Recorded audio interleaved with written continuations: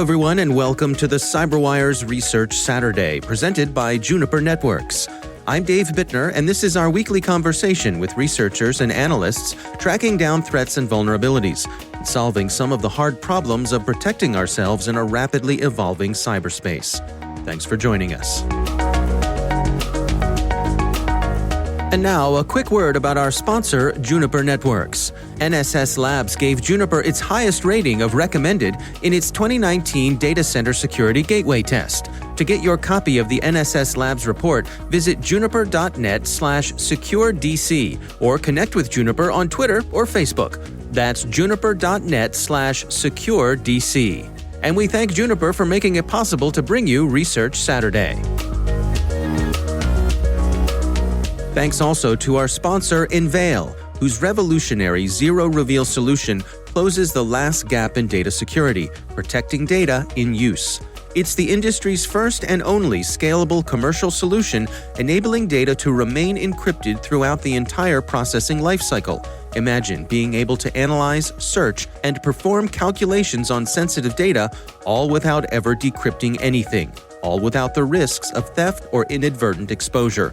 What was once only theoretical is now possible with Enveil. Learn more at enveil.com.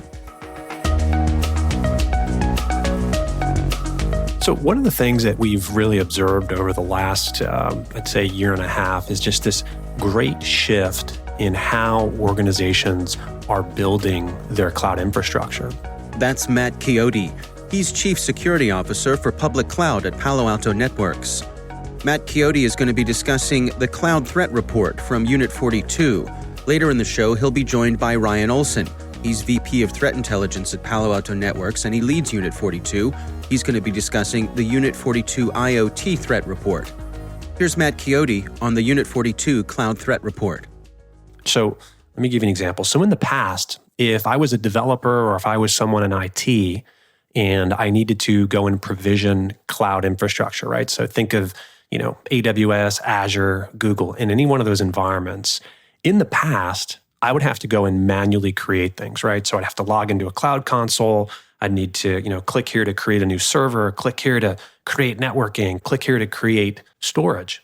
Well, what's radically changed is this move toward infrastructure as code, or IAC, infrastructure as code templates. And it sounds fancy, but really all infrastructure as code templates do is they create the basic building blocks for how cloud infrastructure is largely now created. And that's a good thing. But what we found was, we wanted to look at what are the security implications of moving towards this infrastructure as code. And again, all that means is that instead of me going out and manually creating cloud infrastructure, I now design it on a whiteboard, I put it into code, and I can now reuse that template as many times as I want. Now, the security implication comes here, is that what we've known from both past research and also from this most recent report is that poor cloud security practices are rampant. One of the headlines that we kind of found as we sifted through just, petabytes of data is that we found over 200,000 insecure templates in use. So again, these are those infrastructure as code templates. Some people might recognize the term, like, for example, AWS has its own CloudFormation templates. HashiCorp makes something called Terraform. Azure has ARM templates, right? Each one has their own proprietary template. What we found specifically was our research team went out and we did the first ever large-scale study of these templates. So what we did was we went out to GitHub, we used their searching API, and we literally downloaded hundreds of thousands of these templates. And then we ran it through our Prisma Cloud API scanner, which looks at templates for common misconfigurations and vulnerabilities. And this is where we really started to get the data that we'll talk about here over the next couple minutes. Now, when you say that these templates come with insecurities, I suppose there's a spectrum of seriousness to those issues, yes? Absolutely. And so not everything that we found was, a massive criticality. But in that 200,000 number, right, each of those templates had at least one or more medium or high severity vulnerability. So an example, right, of a high severity vulnerability, what we would consider a high severity vulnerability would be, for example, if a template exposed a database to the public internet. That's an example of a template creating a high severity vulnerability. Another example could be a infrastructure as code template that exposes an S3 bucket to the public internet, right? And of course, there's pieces of it that also come into that as well. But those are just some kind of very high level examples of what we would consider a high or maybe even a medium severity vulnerability. Of course, it depends upon the type of data that's also behind that, right? But from just analyzing just this massive number of templates, which has never been done before in the industry, we were able to kind of pull some of these statistics out. So let me give you another example of what we saw in there, right? We found that, again, by analyzing this massive number of infrastructure as code templates, we found that about 43% of cloud databases are not encrypted. This is important, right? Because unencrypted cloud databases can lead to data breaches, right? And MoviePass is a recent example of that. So there's just things that obviously, even with not having databases encrypted, depending upon the nature of the data, right? There could be compliance issues there as well, right? Things like PCI and HIPAA all require encryption of that type of sensitive data. Yeah, one of the other key findings that you highlight here is that 60% of cloud storage services, they have logging disabled. That really struck me. What's behind that number? Well, obviously, I don't believe it's intentional, right? I think this is one of those things where a lot of times you have developers that are creating these code templates, right? And they're creating it for development environments. They're trying to make sure things work. And when you do that in development, a lot of times, you turn certain things off, right? Logging, although the cost in the cloud is very, very low compared to what it used to be on premise, there's still a cost with it. And so, one of our things that, we've kind of taken away from this is that probably it was left that way from development. And when it was then carried over into production, there was then no scrutiny as to, hey, we need to have logging enabled, right? Because obviously when cloud logging is disabled, attackers could enter a cloud storage system and an organization would never know. So think about if there was some type of data breach. If that would happen to an organization and they don't have cloud storage logging turned on, how would they be able to disprove or prove that there was or was not a breach? It's really important, if not even impossible to do any type of what we would call attribution if you don't have a record, right? And this is, if you think about, what, kind of a less maybe digital example would be is, if you're entering, for example, a storage facility, when you walk in there from a physical security perspective, you have to typically log in, right? Who it is, how long you were there. It's the same thing with cloud storage. If those services are disabled, you don't know who entered, who accessed, and it becomes really difficult to understand what has happened in your environment should there be any type of breach. Now, one thing that you're doing here that's quite useful is you're tracking some of the changes that have occurred since the last time you reported on this. Can you take us through some of the things that you're looking at here?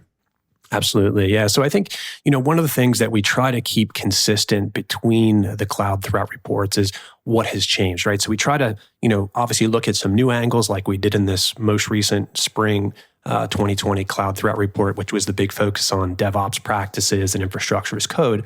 But certainly one of the things that we looked at is, well, just, how are things either changing, staying the same, or hopefully, not getting worse. But what we found in this report was, so SSH, right? SSH still remains the primary protocol by which administrators get into remote systems, right? So SSH operates on port 22.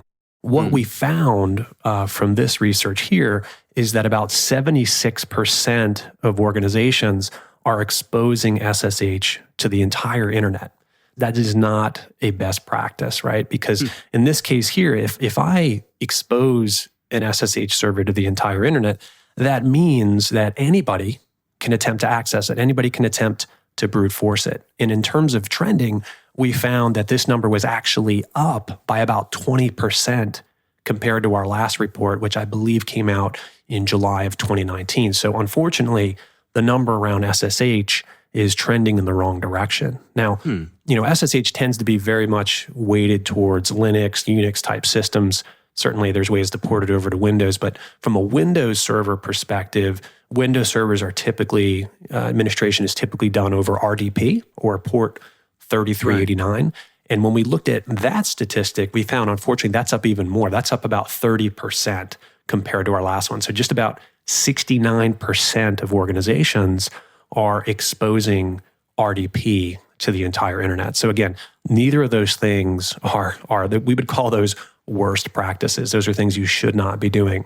Now, on a positive side, one of the things that we looked at in our 2019 report was the use of TLS, or transportation layer security. And a lot of times, if people aren't that familiar with it, it's usually, if you look up at your browser, if you go to a bank site, you see that little lock. That's really what we're talking about there, that secure lock. What we had found was that, we looked at the different versions that are in use out there of TLS, and this is the good side of it, right? So we found that only 27% of organizations are using outdated versions like TLS 1.1, right? So 1.1 was abandoned all the way back in 2008. What we found in this report was that number, thankfully, was down about 34%. So hopefully our goal is, and hopefully this is what we'll see when we do our next report sometime in the fall, is we'll see that number hopefully be down in the teens, if not even lower. This is a really good thing, both from a customer security and a privacy perspective. When it comes to those numbers going up for your SSH and your RDP, do you have any speculation as to what would be driving such a noticeable increase in that? I think, all of these things, we like to really sit back and try to, think, okay, what could be the case? And I think that when we look at what has been put out there in terms of services by the cloud service providers, up until even just a few months back, there really wasn't any kind of commercialized offering ways to remotely administer your environment. And so I think a lot of organizations were really building their own, what we would call either a bastion host or a server where they can kind of get in and then access the rest of their environments. Why it went up from the last report, I would say we don't have a really good view into that. But I do believe that what we're going to see to the next report, I think we're going to start to see these numbers go down, simply because, for example, Azure came out with their Azure Bastion Host service, which is now they're offering a secured lockdown way that they secure it, right? They offer this as a service to their customers. And I think now we will hopefully see organizations start to move over to those services so they don't have to manage it themselves. They're not managing the patching of it. So our goal is, and our hope is that over the next couple months, organizations will begin to adopt these types of services, and that should then have these numbers come down. All right. Well, Matt, stand by. I'm going to bring in Ryan Olson here. He is also from Palo Alto Networks, from Unit 42. We're going to switch gears a little bit and talk about your 2020 Unit 42 IoT Threat Report. Let's start in a similar place here. What prompts the creation of this report?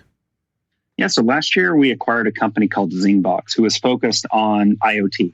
What Zingbox does is identify network traffic and look at network traffic to try to identify the devices, the IoT devices that are actually creating that traffic. So they can look at packets that are passing by and say, this looks like a camera, or this looks like a medical imaging device.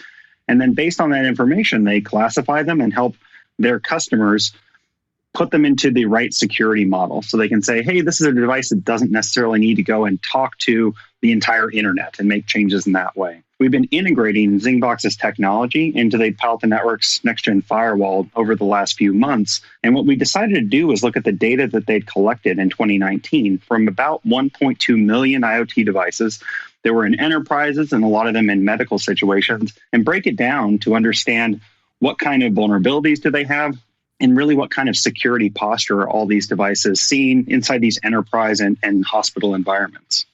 Yeah, you've got some really interesting insights to share here. To take us through some of the key findings. Yeah, so a lot of the story around the current setup for IoT is things that are just insecure by default. And in general, people who don't have good visibility into the devices they're actually deploying inside their network. So a couple of the stats that we found especially concerning, but shouldn't be super surprising to anyone. The biggest one was the number of devices that are now running out-of-date operating systems, especially in the IoT medical imaging world. what we found was 83% of medical imaging devices, these are things like CT scanners, MRIs, X-rays, they're running, 83% of them are now running an out-of-date operating system, an operating system that's no longer supported. And that number kicked up massively by about 56% in January when Windows 7 went out of support. When that changeover happened, it meant that all these devices, which are running Windows 7, a lot of people don't really think about the fact that a medical imaging device or other kinds of IoT devices are really running, they're just little computers, sometimes big computers, and they're running normal operating systems, and they can interact with other network systems in the same way. By running this very out-of-date system, so out of date that it can no longer even get updates from Microsoft, it puts them at a significant risk. And there's a lot of reasons why they run these old operating systems, but the issue is just becoming larger and larger as more of them become out of date. Yeah, another interesting stat you shared is that nearly all of the IoT device traffic runs unencrypted. Yep. So 98% of the traffic we identified was unencrypted, meaning it's not running over TLS like Matt was talking about before. And while you might not think about that being a big problem, presumably a lot of this traffic is just staying inside the network, so people aren't sniffing it like they might be banking credentials. All of it is potentially compromisable at that point. If someone was able to sniff it, or someone was able to sort of become a man in the middle, they can make modifications to that traffic. And I think it speaks more to the underlying development process for these IoT devices. Most of the traffic we see across the internet is SSL, it's TLS encrypted at this point. But because the developers of these IoT devices aren't making that choice in the vast majority of cases, it speaks to the fact that they're not thinking necessarily about the security of these devices from the beginning. That's obviously clear from running these old out-of-date operating systems, but even more clear by the fact that they're choosing not to even offer this base level of encryption of the traffic. Yeah, one of the things that you track here in your research are the top IoT threats. I mean, take us through what you're seeing here. Yeah, so we see a lot of different threats impacting IoT devices. And it really comes down to either insecure operating systems and software, meaning people don't have things patched, they don't have updates being applied to them, or insecure configurations by default. So a lot of IoT devices also have insecure passwords by the way they're set up, wireless routers, cameras, other kinds of devices you'll typically find in an enterprise. By default, they simply don't have a secure configuration initially. And on the flip side of that, we're seeing attacks as well against these devices. And they're the kinds of attacks that you'd expect to see against normal computers. It's just impacting these IoT devices. So things like ransomware, backdoors that are being installed on the devices, malware that's being installed so it can be used for launching DDoS attacks, things that are being used to mine cryptocurrency. All of these threats that we generally think of applying just to computers, they also apply to these IoT devices that are deployed all over networks, oftentimes in larger numbers than actual computers inside an enterprise. Where do we stand in terms of organizations having a good inventory of all these devices, what they have and what's running on them? You know, that's actually the biggest challenge that most organizations are dealing with when they're starting to think about IoT. When I talk to a customer about their IoT security, oftentimes just having that inventory is the first step. And oftentimes they have an inventory, but it's a inventory based off of what they recorded at the time someone went and deployed it. So if the folks who are deploying these, thermostats or cameras or IP phones, whatever they might be, if they record, hey, we've got this deployed, we've attached it to the network, then they have an inventory the same way that they're tracking, how many cars the company might own. But the problem with that is nearly anyone can find a way to add an IoT device to a wireless network, which means there's all these devices that are being added on a regular basis, which aren't being tracked by the IT folks. They don't know what exists. You don't have to go through the process of setting up, a complicated network connection and getting a MAC address whitelisted. It's just attach it to the wireless network and suddenly it's part of your network. So the first step for everybody as they sort of start managing their IoT devices and the life cycle of these devices is getting that accurate inventory and understanding what do you actually have inside your network. Well, Matt, I'm going to ask you to jump back in and join the conversation here. You all found some interesting crossover between these two reports. We did, yeah. And I think what we all need to remember is that the vast majority, so IoT is made up of two different things, right? You've got the software that runs on the IoT device, and then you have the hardware. From a software perspective, most of that IoT software is being developed in the cloud, right? And the infrastructure, right? So if you have an IoT device, it doesn't matter what it is. Like Ryan said, whether it's a thermostat, a camera, most of that data, right, that's being transmitted is coming back to some type of cloud service. And that's really where that interchange is, right? So certainly the TLS traffic we were talking about, there's an interplay right there. A lot of times, some of these IoT devices, right, they don't have the same level of processing power that, say, a laptop or a server might have, in which case they may be using that lower level of encryption if they're doing it at all, right? And then in terms of the software that's being developed, a lot of that infrastructure is running on cloud. And so you have to look at this not just at the device, but the entire ecosystem that's surrounding the IoT device, right? So again, they have that back-end cloud infrastructure. And from what we found, right, is also in the report was that,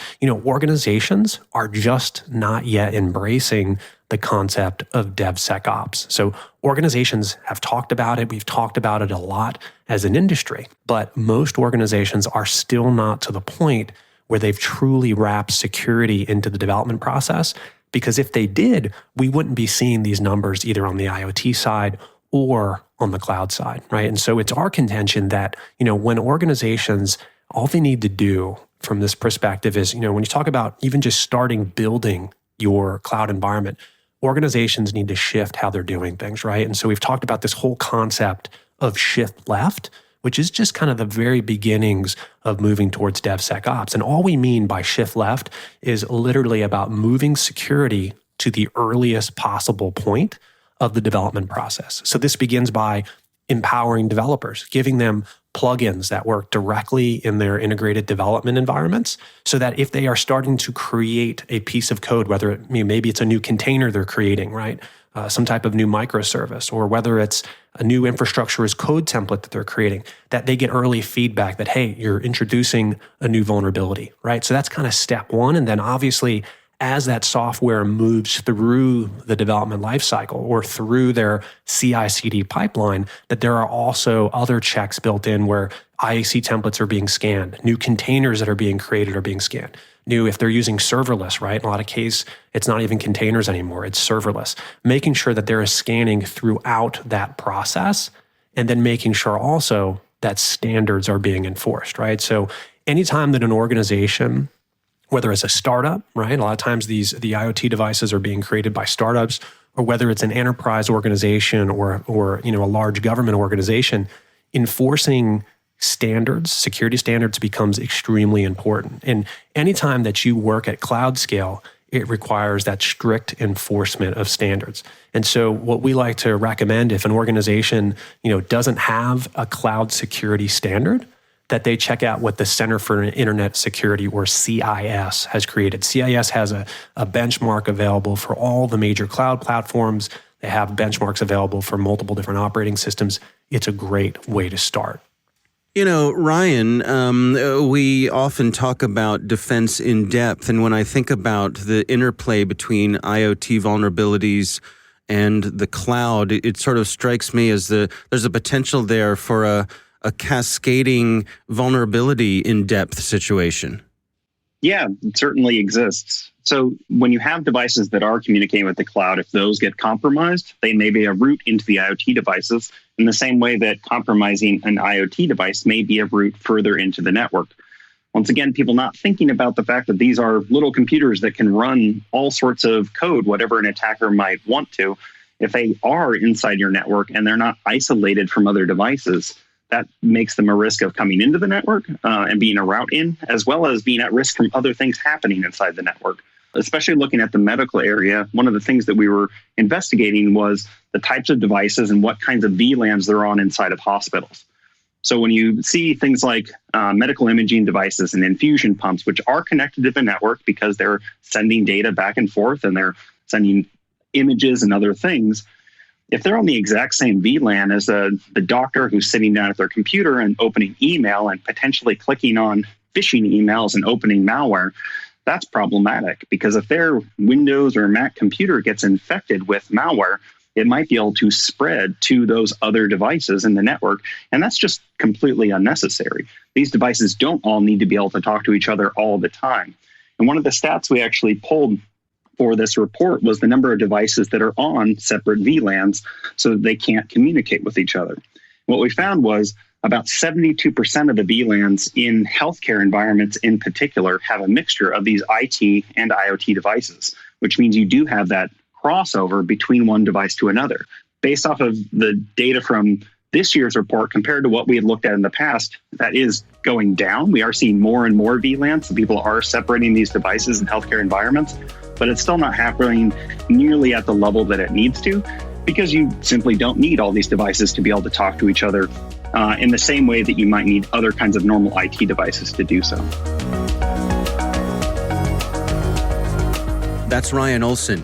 He's VP of Threat Intelligence at Palo Alto Networks. He also leads the group they call Unit 42. Our thanks to Matt Chiodi and Ryan Olson from Palo Alto Networks. The research we discussed today was the Cloud Threat Report from Unit 42, as well as the IoT Threat Report, also from Unit 42. We'll have links to both in the show notes. Thanks to Juniper Networks for sponsoring our show. You can learn more at juniper.net/security or connect with them on Twitter or Facebook. And thanks to Enveil for their sponsorship. You can find out how they're closing the last gap in data security at enveil.com.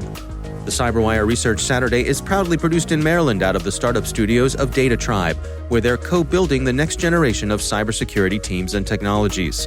Our amazing CyberWire team is Elliot Peltzman, Haru Prakash, Stefan Vaziri, Kelsey Bond, Tim Nodar, Joe Kerrigan, Carol Terrio, Ben Yellen, Nick Valecki, Bennett Moe, Chris Russell, John Petrick, Jennifer Iben, Peter Kilpie, and I'm Dave Bittner. Thanks for listening.